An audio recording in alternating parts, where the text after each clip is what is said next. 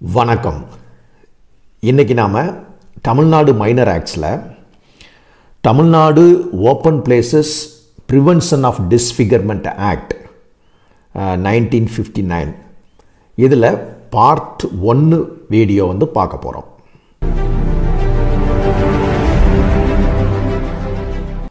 Tamil Nadu open places prevention of disfigurement act, அதாவது தமிழ்நாடு திறந்தவெளி அழகை குலைத்தல் ஆக்ட் அப்படிங்கிறத தமிழ் படுத்தி சொல்லணும்னா சொல்லலாம்.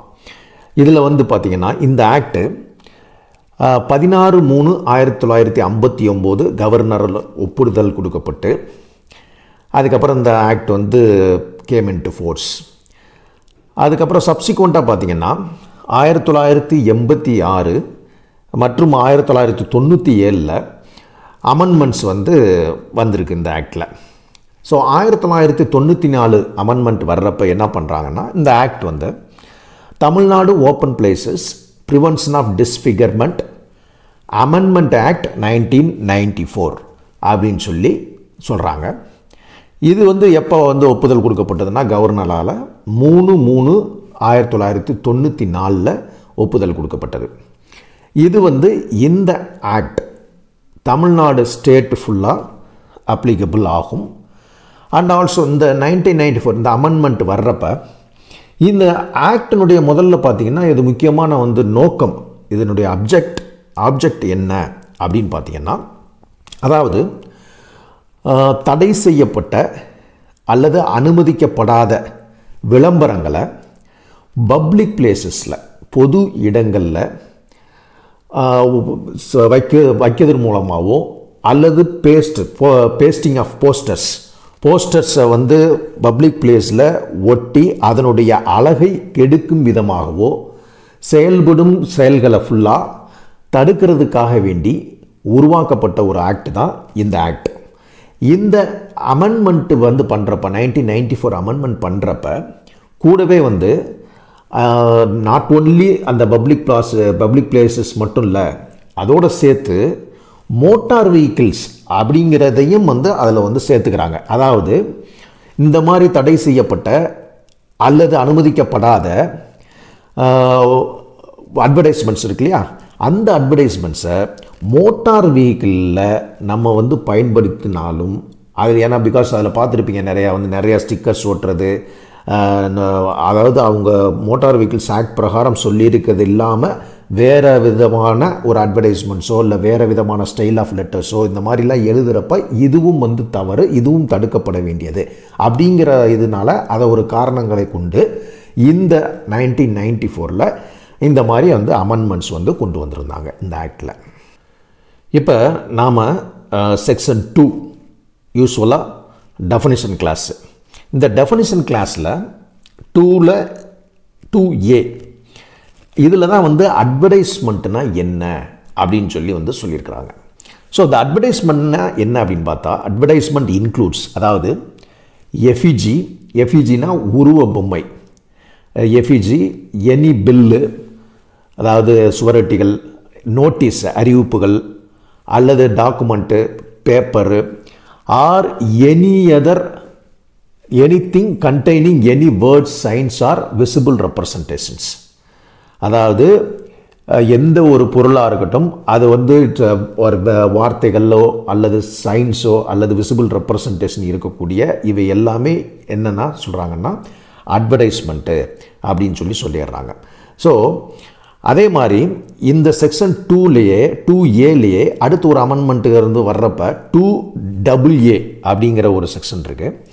இதில் ஆல்ரெடி நான் சொன்னேன் இல்லையா, மோட்டார் வெஹிக்கிளுக்கும் இப்போ இந்த ஆக்ட் அப்ளிகபிள் ஆகுதுன்னு சொல்லிட்டு, அதனால் மோட்டார் வெஹிக்கிள்னா என்ன அப்படிங்கிறது 2AA சொல்லிடுறாங்க. அதில் என்ன சொல்லிடுறாங்க அப்படின்னு பார்த்தீங்கன்னா, மோட்டார் வெஹிக்கிள்னா clause 28 section 2 of motor vehicles act 1988, இது சென்ட்ரல் ஆக்ட்.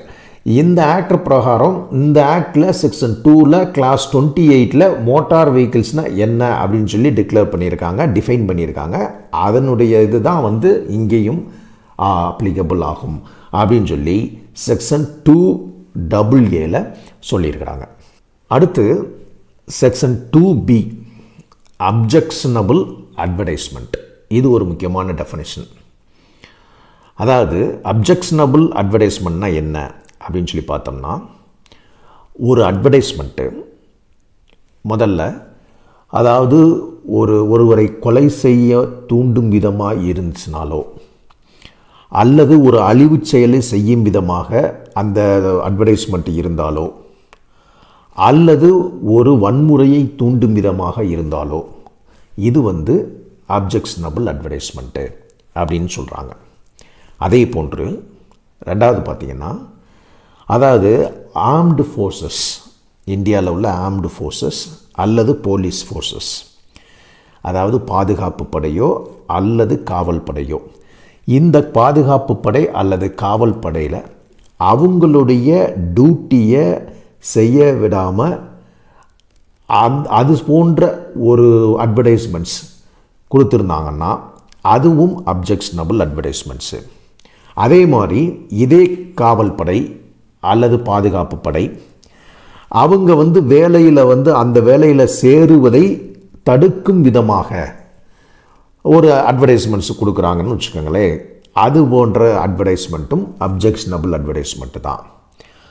அதே மாதிரி அவங்கள் செய்யக்கூடிய செயல்களை அவங்களுடைய ஒழுக்கத்திற்கு குந்தகம் விளைவிக்கக்கூடிய வகையில் கொடுக்கப்படக்கூடிய விளம்பரங்கள் அட்வர்டைஸ்மெண்ட்ஸும் அப்ஜெக்ஷனபிள் அட்வர்டைஸ்மெண்ட் தான் அப்படிங்கிறதும் சொல்லிடுறாங்க. அதே மாதிரி மூணாவதா, அதாவது ஒரு சிட்டிசன் ஆஃப் இந்தியா அவர் ஒரு வன்முறையை தூண்டும் விதமாக against another citizen of India, ஒரு சிட்டிசன் ஆஃப் இந்தியா வன்முறையை இன்னொரு சிட்டிசன் ஆஃப் இந்தியாவுக்கு எதிராக தூண்டும் விதமாக ஒரு விளம்பரங்கள் அட்வர்டைஸ்மெண்ட் கொடுக்குறாங்கன்னு வச்சுக்கோங்களேன், அதுவும் அப்ஜெக்ஷனபிள் அட்வர்டைஸ்மெண்ட்ஸ் தான் அப்படின்னு சொல்லிடுறாங்க. அடுத்து நாலாவதாக பார்த்தீங்கன்னா, அதாவது டெலிபரேட்லி வேண்டுமென்றே ஒரு நோக்கத்தோடு ஒரு மதத்தினுடைய இழிவுபடுத்தி அதன் மூலமாக இன்சல்ட் பண்ணி அந்த மதத்தை இன்சல்ட் பண்ணியோ அந்த ரிலீஜனை இன்சல்ட் பண்ணியோ அந்த மத நம்பிக்கையை குறைவுபடுத்தியோ அசிங்கப்படுத்தியோ சொல்லக்கூடிய அல்லது கொடுக்கக்கூடிய அந்த விளம்பரங்கள் இருக்குல்லையே அட்வர்டைஸ்மெண்ட்ஸ், அதுவும் அப்ஜெக்ஷனபிள் அட்வர்டைஸ்மெண்ட்ஸு அப்படின்னு சொல்கிறாங்க. அதே மாதிரி அஞ்சாவதாக பார்த்தீங்கன்னா, அதாவது கிராஸ்லி இன்டீசன்ட் கொடுத்துட்றான். கிராஸ்லி இன்டீசன்ட் ஆர் அப்சின், அசிங்கமாக ஒட்டு மொத்தமாக ஒரு இன்டீசண்ட்டான இன்னொருத்தரை பிளாக்மெயில் செய்யக்கூடிய வகையில் கொடுக்கப்படும் ஒரு விளம்பரங்கள் அட்வர்டைஸ்மெண்ட்ஸ், அதுவும் அப்ஜெக்ஷனபிள் அட்வர்டைஸ்மெண்ட்டுன்னு சொல்கிறாங்க. அதே மாதிரி அடுத்து ஆறாவதாக என்ன சொல்லிடுறாங்கன்னா, ஒரு அப்ஸ்ட்ரக்ட் பெடஸ்ட்ரியன் டிராஃபிக், அதாவது பாதசாரிகளை தடுக்கும் விதமாக வைக்கப்படும் விளம்பர பலகைகள், இது எல்லாமே அப்ஜெக்ஷனபிள் அட்வர்டைஸ்மெண்ட்ஸு அப்படின்னு சொல்லி செக்ஷன் 2Cயில் டிஃபைன் பண்ணியிருக்கிறாங்க. சரி, அப்போ இந்த செக்ஷன் அந்த 2Bயில் அப்ஜெக்ஷனபிள் அட்வர்டைஸ்மெண்ட்டில் எல்லாமே அப்ஜெக்ஷனபிள் அட்வர்டைஸ்மெண்ட்டில் தான் வருமா அப்படிங்கிறப்ப அப்போ ஒரு எக்ஸ்ப்ளனேஷன் ஒரு இது கொடுத்துட்றாங்க. அதில் அந்த எக்ஸ்ப்ளனேஷனில் என்ன சொல்லியிருக்காங்க அப்படின்னா, சரி அந்த அப்ஜெக்ஷனபிள், அதாவது எல்லா வேர்ட்ஸும் அல்லது எல்லா சைன்ஸும் அல்லது எல்லா விசிபிள் ரெப்ரசன்டேஷனும் அப்ஜெக்ஷனபிள் அட்வர்டைஸ்மெண்ட் கிடையாது. அதுக்கு விளக்கம் என்ன அப்படின்னு சொல்கிறாங்கன்னா, எது அப்படின்னு சொல்லி பார்த்தோம்னா, இப்போ ஃபார் எக்ஸாம்பிள் அதில் ஒரு அரசினுடைய அவங்களுடைய பாலிசியையோ அல்லது அவங்களுடைய செயல்பாடுகளையோ அல்லது அவங்களுடைய நிர்வாகத்தினுடைய ஆக்ஷனையோ இதெல்லாம் மாற்றும் விதமாகவோ அல்லது சட்டப்பூர்வமாக அதை சரி செய்யும் விதமாகவோ சொல்லப்படும் வார்த்தைகள், அதாவது வேர்ட்ஸ் அல்லது சைன்ஸ் அல்லது விசிபிள் ரெப்ரசன்டேஷன்ஸ், இவையெல்லாம் அப்ஜெக்ஷனபிள் அட்வர்டைஸ்மெண்ட்டில் வராது அப்படின்னு முதல்ல சொல்லிடுறாங்க. அடுத்து ரெண்டாவதாக என்ன சொல்லிடுறாங்கன்னா, அதாவது ஒரு சோசியல் ஆர் ரிலீஜியஸ் சமூக நீதி அல்லது மத நம்பிக்கையை சீர்படுத்த வேண்டும், எந்தவித குற்ற எண்ணமும் இல்லாமல், தீங்கிழைக்கும் எண்ணம் இல்லாமல், சமூக நீதி மத நல்லிணக்க சீர் செய்ய வேண்டும் என்ற ஒரு நோக்கத்தோடு கொடுக்கப்படும் அந்த விளம்பரங்கள், அப்ஜெக்ட் அல்லது அந்த வேர்ட்ஸு அல்லது விசிபிள் ரெப்ரசன்டேஷன்ஸ் இவையெல்லாம் அப்ஜெக்ஷனபிள் அட்வர்டைஸ்மெண்ட்டில் வராது அப்படின்னு சொல்லி இந்த எக்ஸ்ப்ளனேஷன் செக்ஷன் 2Bயில் கொடுத்துருக்குறாங்க. அடுத்து செக்ஷன் 2C, அதாவது பிளேஸ் ஓப்பன் டு பப்ளிக் வியூனா என்ன? அது என்ன சொல்கிறாங்க அப்படின்னா, any private place or building, தனியாருக்கு சொந்தமான இடமோ அல்லது தனியாருக்கு சொந்தமான கட்டிடங்களோ அல்லது அது தனியாருக்கு சொந்தமானது தனி, அடுத்து நினைவு சின்னங்களோ அல்லது சிலை அல்லது கம்பம் அல்லது சுவர் அல்லது ஃபென்ஸு வேலி, மரம் அல்லது எனி அதர் பொருட்கள், இவையெல்லாம் இப்போ பப்ளிக் வியூன்னு சொல்லியிருக்காங்க. Open to the public view, places open to the public view.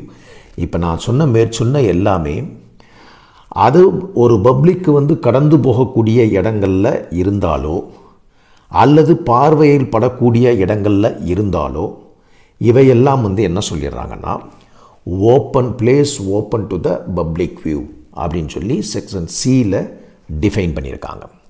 சரி, இப்போ அடுத்து பார்த்திங்கன்னா செக்ஷன் 2Dயில் பப்ளிக் பிளேஸ்னால் என்ன அப்படின்னு சொல்லிடுறாங்க. ஏன்னா பிகாஸ் இந்த ப்ரீவியஸ் செக்ஷனில் என்ன சொன்னோன்னா, பிளேஸ் ஓப்பன் டு த பப்ளிக் வியூலே பப்ளிக் பிளேஸ் அப்படின்னு சொல்லி ஒரு வார்த்தையை கொடுத்துருக்காங்க. ஸோ அதனால் என்ன பண்ணிடுறாங்கன்னா, அந்த பப்ளிக் பிளேஸ்னால் என்ன அப்படின்னு சொல்லி சொல்கிறப்ப பப்ளிக் பிளேஸ் இதில் இன்க்ளூட் பண்ணுறாங்க. என்னென்னா, நம்ம ரோடு இல்லையா, சாலை, அல்லது தெருவு அல்லது அதாவது ஸ்ட்ரீட்டு அல்லது வே அதாவது வழிப்பாதை, இவையெல்லாம் பப்ளிக்கு ஆக்சஸ் பண்ணக்கூடிய, அவங்க பப்ளிக்கு ரைட் இருக்கணும், அதை ஆக்சஸ் பண்ணக்கூடிய ரைட் இருக்கக்கூடிய இவையெல்லாம் பப்ளிக் பிளேசஸ்ஸு அப்படின்னு சொல்லி சொல்லிடுறாங்க. அதே மாதிரியே செக்ஷன் 2D, அந்த டிலே இன்னொரு டபுள் டி என்னென்னா, அந்த மோட்டார் வெஹிக்கிள்ஸ் இதுக்கு ஆகக்கூடிய அமெண்ட்மெண்ட்டுக்காக சொல்கிறாங்க. 2DDயில் ஸ்டேட் டிரான்ஸ்போர்ட் அண்டர்டேக்கிங்னா என்ன அப்படின்னு சொல்லி சொல்கிறப்ப, அதாவது clause 42 of section 2 of motor vehicles act பிரகாரம் ஸ்டேட் வெஹிக்கிள்ஸ் இருக்கு இல்லையா, அதுதான் ஸ்டேட் டிரான்ஸ்போர்ட் அண்டர்டேக்கிங்ஸ்ன்னு சொல்லிடுறாங்க. அதே மாதிரி செக்ஷன் 2E டிராஃபிக் கமிட்டி அப்படின்னா என்ன அப்படின்னா, டிராஃபிக் கமிட்டிங்கிறது அது it's a constituted under section 3B of this Tamil Nadu open places prevention of disfigurement act பிரகாரம் செக்ஷன் 3Bயில் B சொல்லியிருக்கிறது. அதுதான் டிராஃபிக் கமிட்டி அப்படின்னு சொல்லி செக்ஷன் 2Eயில் டிஃபைன் பண்ணியிருக்காங்க. சரி, இப்போ டெஃபினேஷன் கிளாஸ் முடிஞ்சிருச்சு. அடுத்து செக்ஷன் 3. இந்த செக்ஷன் 3லேருந்தே பீனல் ப்ரொவிஷனை பற்றி சொல்கிறாங்க. அதாவது இப்போ இந்த ஜென்ரல் கேட்டகரியில் செக்ஷன் 3 என்ன சொல்லுது அப்படின்னு பார்த்தா, penalty for disfigurement by objectionable advertisements. அதாவது இதில் என்ன சொல்லிடுறாங்க அப்படின்னா, ஏற்கனவே அப்ஜெக்ஷனபிள் அட்வர்டைஸ்மெண்ட்ஸ்னால் என்ன அப்படின்னு சொல்லி செக்ஷன் 2Bயில் பார்த்துட்டோம் நம்ம என்னென்ன அப்படிங்கிறது. இப்போ அந்த அட்வர்டைஸ்மெண்ட்ஸை ஒரு இடங்களில், அதாவது public places open to the public view, இதுவும் சம்பந்தமாக ஆல்ரெடி நம்ம ஏற்கனவே செக்ஷன் 2Cலே நம்ம பார்த்துட்டோம். ஸோ இந்த ரெண்டுமே objectionable advertisements and places open to the public view அப்படிங்கிறத சொல்லி பார்த்தாச்சு. இப்போ ஒரு பொது இடத்துல இந்த அப்ஜெக்ஷனபிள் அட்வர்டைஸ்மெண்ட்டை அஃபிக்ஸ் பண்ணாலோ, அதாவது ஒட்டுனாலோ, அல்லது இன்ஸ்கிரைப், அதாவது ஒரு அப்ஜெக்ஷனபிள் அட்வர்டைஸ்மெண்ட்ஸை எழுதினாலோ, சரியா, அதே மாதிரி எக்ஸிபிட் பண்ணாலோ, அதாவது வெளிப்படுத்தினாலோ, ஸோ இவை மூன்றுமே என்ன சொல்லிடுறாங்கன்னா, இட்ஸை அஃபென்ஸு அப்படின்னு சொல்லிடுறாங்க, இது குற்றம் அப்படின்னு சொல்லிடுறாங்க. ஸோ இதுக்கு என்ன தண்டனை அப்படின்னு சொல்லி பார்த்தீங்கன்னா அப் டு 1 year இம்ப்ரிசன்மெண்ட்டு அல்லது வந்து அப் டு 1000 rupees வந்து ஃபைனு அல்லது இவை இரண்டும். ஸோ இந்த பீனல் ப்ரொவிஷனில் முக்கியமாக பார்க்குறது அஃபிக்ஸ் வந்து ஒட்டுனாலோ அல்லது வந்து எக்ஸிபிட் பண்ணாலோ அல்லது எழுதினாலோ இன்ஸ்கிரைப் பண்ணாலோ இந்த அப்ஜெக்ஷனபிள் அட்வர்டைஸ்மெண்ட்டை எங்கே open places to the public view, பொது இடத்துல பப்ளிக் வியூ இருக்கிறதுல பண்ணாலோ அது ஃபுல்லாக குற்றம் சொல்லிடுறாங்க. இது வந்து செக்ஷன் 3ல். சரி, இந்த செக்ஷன் 3ல் என்னென்னா அதுக்கப்புறமேட்டுக்கு ஒரு அமெண்ட்மெண்ட்ஸ்லாம் சில இதெல்லாம் கொண்டு வர்றாங்க. அதுக்கப்புறம் என்ன ஏற்கனவே நம்ம பார்த்தோம். அதாவது முதல்ல வந்து இந்த ஆக்டை வந்து மோட்டார் வெஹிக்கிள்ஸ் இதுக்கெலாம் கொண்டு வராமல் இருந்தது. பின்னாளில் 1986 அதுக்கப்புறமேட்டுக்கு 86 அமெண்ட்மெண்ட் வந்தது. அந்த 86 அமெண்ட்மெண்ட்டில் தான் வந்து அதுக்கப்புறமேட்டுக்கு போக்குவரத்து விதிகளுக்கும் வந்து என்ன பண்ணுறாங்க, போக்குவரத்து ரூல்ஸுகளுக்கும் இந்த ஆக்டையும் கொண்டு வந்து இம்ப்ளிமெண்ட் பண்ணுறாங்க. ஏன்னா நீங்கள் பார்த்துருப்பீங்க எத்தனையோ இதில் வந்து ஒரு சில அட்வர்டைஸ்மெண்ட்ஸ்ன்னு இல்லாமல் அதனால் போக்குவரத்து விதிமீறல் ஏற்பட்டு அதனால் ஆக்சிடெண்ட் நடக்கும். அது மாதிரிலாம் நிறைய நடந்திருக்கு, நம்ம ஏற்கனவே பார்த்துருக்கோம் இது சம்மந்தமாக. அதனால் இதெல்லாம் தடுக்கும் விதமாக தான் என்ன பண்ணுறாங்க, அமெண்ட்மெண்ட்ஸு கொண்டு வர்றாங்க. அப்போ இதில் செக்ஷன் 3லே 3A ஒரு அமெண்ட்மெண்ட்டு வருது. இந்த அமெண்ட்மெண்ட் இது வந்து பெரும்பாலும் A, B, C 3A, 3B, 3C இந்த மூணுமே பார்த்தோன்னா போக்குவரத்து சம்மந்தப்பட்ட ஒரு விதிகளை வந்து சொல்கிறாங்க. ஸோ 3Aல penalty for disfigurement by certain categories of unauthorized advertisements without permission. So இப்போ ஆல்ரெடி நம்ம பார்த்தோம் ஏற்கனவே செக்ஷன் வந்து 2ல் டிராஃபிக் கமிட்டி போக்குவரத்து குழு அப்படின்னு சொல்லி ஒரு விஷயம் பார்த்தோம். அப்போயே பார்த்தப்பே சொன்னேன் செக்ஷன் 3Cயில் வந்து என்ன கமிட்டி வந்து எப்படி ஃபார்ம் பண்ணுவாங்கன்னு சொல்லி அதில் தான் சொல்லியிருக்காங்கன்னு சொன்னேன். நான் இப்போ சொல்கிறேன், அதை வந்து செக்ஷன் 3C வர்றப்போ சொல்கிறேன். ஸோ 3Aல அதாவது பெனால்ட்டி என்னென்னா வித்தவுட் பெர்மிஷனே வாங்காமல் சப்போஸ் அதாவது ஒரு ஏற்கனவே சொன்னேன் இல்லையா, அந்த போஸ்டரை வந்து ஒட்டினாலோ அந்த அப்ஜெக்ஷனபிள் அட்வர்டைஸ்மெண்ட்ஸை ஒட்டினாலோ அல்லது எழுதினாலோ அல்லது வந்து வெளிப்படுத்தினாலோ எக்ஸிபிட்ஸ் பண்ணாலோ இதில் open to the public view அப்படிங்கிறது குற்றம் சொல்லிட்டோம். இப்போ போக்குவரத்தில் பார்த்தீங்கன்னா முதல்ல என்ன சொல்லிடுறாங்கன்னா obstructs the line of vision of the டிரைவரோ அல்லது அதர் பர்சன். அதாவது ஒரு அந்த லைன் ஆஃப் விசன் ஒரு விளம்பரங்கள் வந்து இந்த பார்த்தீங்கன்னா அந்த சாலையில் அந்த ரோடில் ஒரு டிரைவருடையோ அல்லது வந்து மற்ற பர்சன்ஸு ஈவன் பெடஸ்ட்ரியனாக கூட இருக்கலாம், அவங்களுடைய லைன் ஆஃப் விசனை வந்து அவங்க பார்வையை வந்து அந்த இதை நோக்கி கொண்டு போகிறது அப்படி இருக்கும் விளம்பரங்கள் வந்து பார்த்திங்கன்னா தடை செய்யப்படணும். அது வந்து வித்தவுட் பெர்மிஷன் வச்சிருந்தார்கள்னா இது வந்து குற்றம் அப்படின்னு சொல்லிடுறாங்க. ஒன்று அதே மாதிரி distracts the attention of the driver or the vehicle using any person. அதாவது டிரைவருடைய விஷனை அவருடைய பார்வையை திசை திருப்பும் விதமாக ஏதாவது அப்ஜெக்ஷனபிள் அட்வர்டைஸ்மெண்ட்ஸ் இருக்குதுன்னு வச்சுக்கோங்களேன், பெர்மிஷன் இல்லாமல் வச்சுருக்கிறாங்கன்னா அதன் மூலமாகவும் ஆக்சிடெண்ட்லாம் ஏற்படுறதுக்கு வாய்ப்பு இருக்குது. ஸோ அதை தடுக்கும் விதமாகவும் சரிங்களா. அதே மாதிரி glare to the driver or any persons using vehicle. இப்போ ஃபார் எக்ஸாம்பிள் பார்த்தீங்கன்னா சில அட்வர்டைஸ்மெண்ட்லாம் ரிஃப்ளெக்டர்ஸ் அது இதெல்லாம் வச்சுருப்பாங்க. அந்த ரிஃப்ளெக்டர்ஸில் உள்ள சில வந்து அந்த கிளார் இருக்கு இல்லையா, கிளார் அடிக்கிறப்ப அதன் மூலமாக வந்து டிரைவருக்கு ஒரு டிஸ்ட்ராக்ட் ஆகி அவருடைய ஐக்கு ப்ராப்ளம் ஆகி சில நேரங்களில் ஆக்சிடென்ட்ஸ்லாம் நடக்கிறதுக்கு வாய்ப்புகள்லாம் இருக்குது. இதெல்லாம் தடுக்கும் விதமாக அதாவது கிளார் டு த டிரைவர். ஸோ இதுவும் வந்து வித்தவுட் பெர்மிஷன்லாம் வாங்காமல் வச்சுருந்தாங்கன்னா அப்போ என்ன தண்டனை அவங்களுக்கு அப்படின்னு பார்த்தீங்கன்னா அவங்களுக்கும் எக்ஸ்டெண்டட் டு 1 year பனிஷ்மெண்ட்டு அல்லது ஃபைன் வந்து 1000 அல்லது இந்த ரெண்டும் அப்படின்னு வந்து சொல்லிடுறாங்க. சரியா. ஸோ இதில் வந்து இப்போ இந்த செக்ஷன் ஆல்ரெடி சொன்ன 3A 3A செக்ஷன் வந்து அதில் ரெண்டாவது செக்ஷன் 2ல் வந்து என்ன சொல்லிடுறாங்கன்னா சப்போஸ் இப்போ நீங்கள் பெர்மிஷன் வந்து கேட்குறீங்க, இந்த மாதிரி அட்வர்டைஸ்மெண்ட்ஸ் இதெல்லாம் வைக்கிறதுக்கு வந்து பெர்மிஷன் கேட்குறீங்க. யார்கிட்ட கேட்பீங்க? போக்குவரத்து இதில் ஆட்டோமேட்டிக்காக நான் ஆல்ரெடி செக்ஷன் 2E பிரகாரம் டிராஃபிக் கமிட்டிகிட்ட தான் பெர்மிஷன் கேட்பாங்க. இந்த டிராஃபிக் கமிட்டி சப்போஸ் அவங்க வந்து என்ன பண்ணுறாங்க, எய்தர் வந்து கொடுக்கலாம் அல்லது வந்து ரெஃப்யூஸ் பண்ணலாம், எப்படி வேணாலும் செய்யலாம். சரியா? அப்படி செய்கிறப்ப இந்த டிராஃபிக் கமிட்டி, அதாவது போக்குவரத்து பாதுகாப்பு குழு இருக்கு இல்லையா, இந்த டிராஃபிக் கமிட்டி எதை முக்கியமாக பார்க்கணும் அப்படின்னா, அந்த location of the proposed advertisement, எந்த லொக்கேஷனில் அந்த அட்வர்டைஸ்மெண்ட்டை வைக்கிறாங்க. அப்போ அந்த லொக்கேஷனை முதல்ல பார்க்கணும். ஏன்னா சில நேரங்களில் பார்த்திங்கன்னா ரொம்ப ஒரு வளைவான ஒரு பகுதியாக இருக்கலாம், அல்லது ஒரு ரொம்ப நெருக்கமான பகுதியாக இருக்கலாம். அதில் நிறைய டிஸ்ட்ராக்ஷன், அந்த இதை பார்க்குறது மூலமாக டிஸ்ட்ராக்ஷன் ஏற்படக்கூடிய ஒரு சூழ்நிலை இருக்கலாம். அப்படிலாம் இருக்கிறப்ப அந்த இடத்துல போய் விளம்பரத்தை வைக்க முடியாது. அப்போ லொக்கேஷன் வந்து முதல்ல அவங்க வந்து டிராஃபிக் கமிட்டி பார்க்கணும் அப்படிங்கிறாங்க. அதே மாதிரி effect of such advertisement on moving traffic, அதாவது அந்த இடத்துல மூவிங் டிராஃபிக் எப்படி இருக்குது. சில நேரங்களில் பார்த்திங்கன்னா வந்து சில அட்வர்டைஸ்மெண்ட்ஸு இப்போ சினிமா அந்த மாதிரி வந்து இதுகள்லாம் வந்து இப்போ வைக்கிறப்ப எல்லாம் வந்து இதை விட்டுட்டு அதை பார்த்துட்டு இருப்பாங்க. ஸோ அப்படி இருக்கிறப்ப அந்த மாதிரி பிளேசஸ்லாம் அலோவ் பண்ண மாட்டாங்க, அது மாதிரி வைக்கிறதுக்கு அலோவ் பண்ண மாட்டாங்க.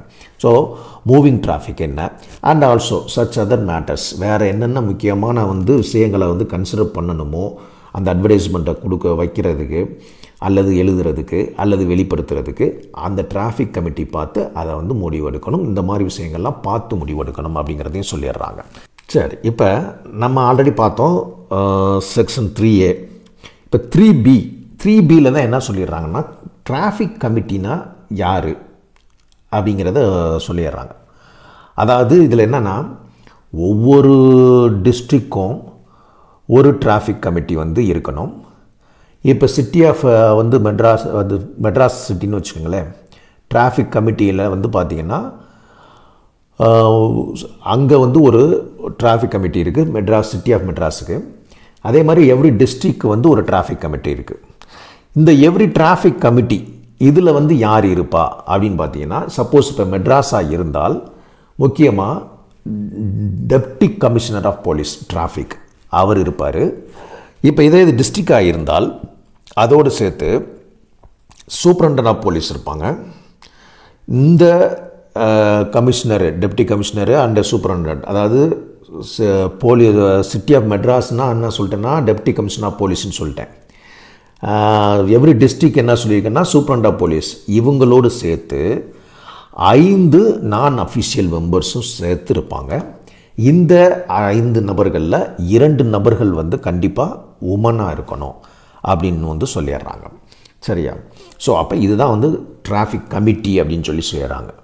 அதுக்கடுத்து செக்ஷன் 3Cயில் சப்போஸ் ஓகே, இப்போ வந்து இந்த இவங்க டிராஃபிக் கமிட்டி வந்து என்ன பண்ணுறாங்க, ரெஃப்யூஸ் பண்ணிடுறாங்க அப்ஜெக்ஷனபிள் அட்வர்டைஸ்மெண்ட்ஸ். அதாவது அட்வர்டைஸ்மெண்ட் வந்து ஒரு பிளேஸில் வந்து வைக்கிறது கேட்குறாங்க ஒரு நபர், அதை வந்து இவங்க ரெஃப்யூஸ் பண்ணிடுறாங்க. அப்போ ரெஃப்யூஸ் பண்ணிட்டு அவ்வளோதானா அப்படின்னு பார்த்தா இல்லை, அதுக்கு ஒரு அப்பீல் ப்ரொவிஷன் கொடுக்குறாங்க. அதுதான் 3C அப்பீல். அப்போ இந்த மாதிரி டிராஃபிக் கமிட்டி வந்து பண்ண அந்த செக்ஷன் 3A பிரகாரம் பெர்மிஷன் கேட்குறப்ப கொடுக்காமல் இருக்கிறப்ப அதை அப்பீல் பண்ணுறதுக்கு தான் 3Cயில். இப்போ ஒரே இது சிட்டி ஆஃப் மெட்ராஸாக இருந்தால் யார்கிட்ட அப்பீல் பண்ணுவாங்கன்னா கமிஷனர் ஆஃப் போலீஸ், அவர்கிட்ட வந்து அப்பீல் பண்ணுவாங்க. இதே இது வந்து அதர் டிஸ்ட்ரிக்ஸாக இருந்துச்சுன்னு வச்சுக்கோங்க, ஒவ்வொரு டிஸ்ட்ரிக்டாக இருந்துச்சுன்னா அந்த டிஸ்ட்ரிக்ட் கலெக்டர்கிட்ட என்ன பண்ணுவாங்கன்னா அப்பீல் பண்ணுவாங்க. ஸோ இந்த கலெக்டருடைய அல்லது இந்த கமிஷனர் ஆஃப் போலீஸினுடைய மெட்ராஸை பொறுத்தளவுக்கு இவங்களுடைய முடிவு தான் இட்ஸ் எ ஃபைனல், அதுதான் ஃபைனல் அப்படின்னு சொல்லி சொல்லிடுறாங்க. ஸோ இந்த வீடியோவில் நம்ம பார்ட் 1ல் Tamil Nadu open places prevention of disfigurement ஆக்டில் பார்ட் 1ல் செக்ஷன் 3 வரைக்கும் வந்து 3+ அதனுடைய சப் கிளாஸஸ்லாம் வந்து பார்த்தோம். அடுத்து பார்ட் 2 வீடியோவில் உங்களை சந்திக்கும் வரை